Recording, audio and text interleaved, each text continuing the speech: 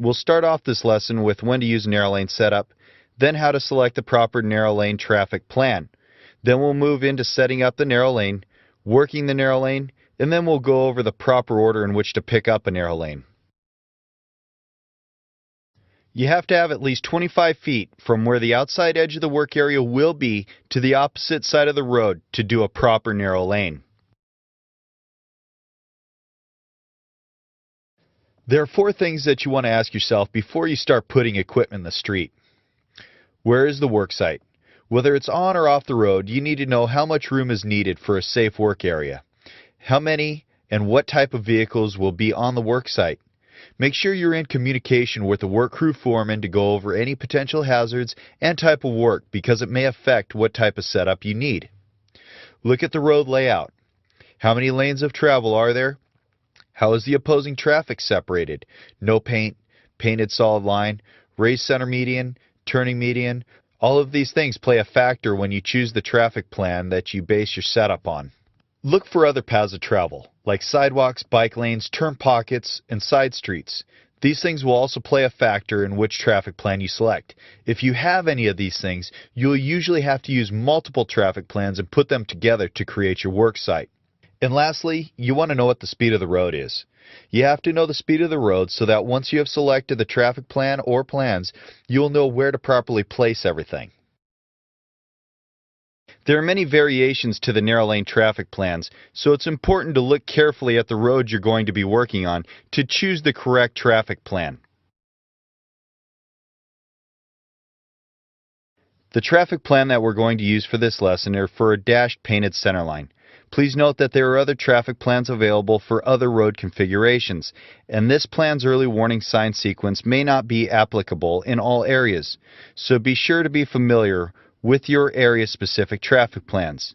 Even though the early warning signs may be different, the order in which the narrow lane is set up never changes. On this traffic plan, notice the sign sequence. They both consist of road work ahead and 2 narrow lane signs. There are 2 key things to notice about this traffic plan. 1, that this traffic plan calls for a half-lane taper shift. Because only half the lane is being taken, this will play a factor in how long the taper will need to be. Number 2, that the lane you create has to be at least 12 feet wide. This is the reason why at the beginning of the lesson we said that you need 25 feet from the outside of the worksite to the opposite side of the road. I know you may be thinking to yourself right now, this guy doesn't know how to do math, but I do. The reason I said 25 feet is because the cones are approximately 1 foot wide, and they will be dividing the opposing lanes of traffic. Based on the speed of the road, which is 35 miles an hour, we need to use a spacing chart to determine the correct taper length, buffer length, and early warning spacing. By referring to the spacing chart, you will find the sign spacing, taper length, and buffer length that you'll need to complete this setup.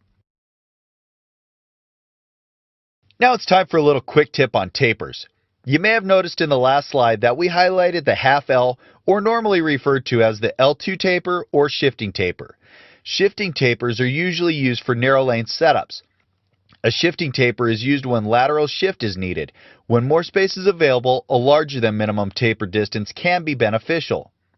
An L taper, or otherwise referred to as merging taper, is generally used for lane closures.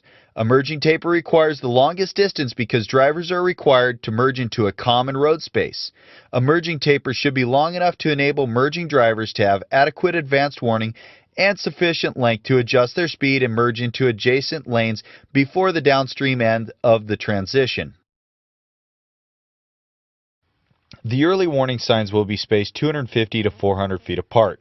According to the spacing chart, you'll have a 120-foot buffer plus a 125-foot taper.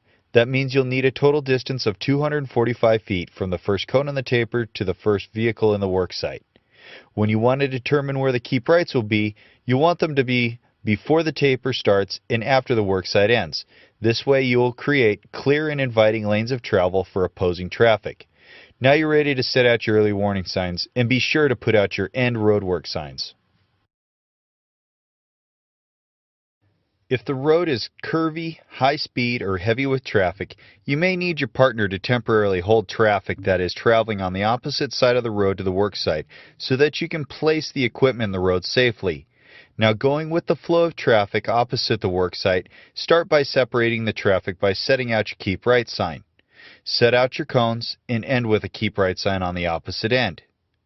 Make sure your keep right sign extends well past your work area so that you can create an inviting entrance and smooth transition for traffic on each end. Doing this will help reduce drivers' confusion.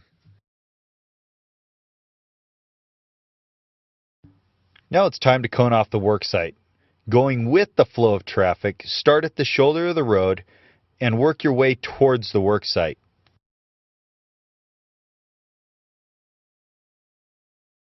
If you followed the standards properly, you shouldn't have to make many changes, but you still want to keep an eye on traffic to make sure that it's flowing properly.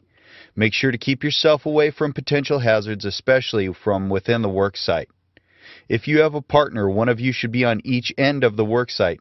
However, if the crew you're working with is split into two groups, there should be a traffic control person with each crew. Each traffic control person should have a two-way radio with them so that they can communicate any changes or hazards. A stop-slow paddle will come in handy if you need to hold traffic because your hand is never an acceptable device for holding traffic. Setups can be very long, and you may not be able to see what's going on with all of your equipment.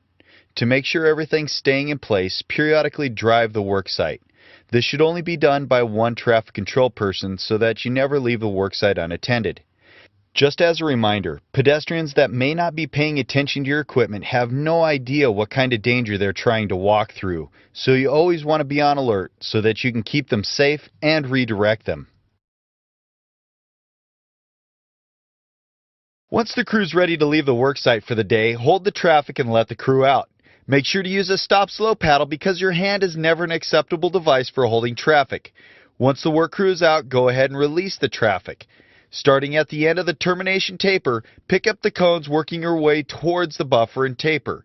Then remove the keep right sign on what was the taper side and pick up the cones going towards the other keep right.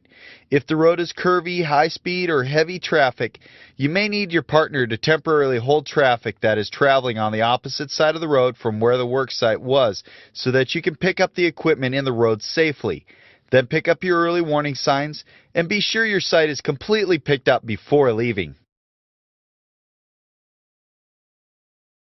Now that you've picked up all your equipment, drive home safely. Always wear your seatbelt and never use portable electronic devices while driving. This concludes the course. Now it's time to take a quiz on what we just went over.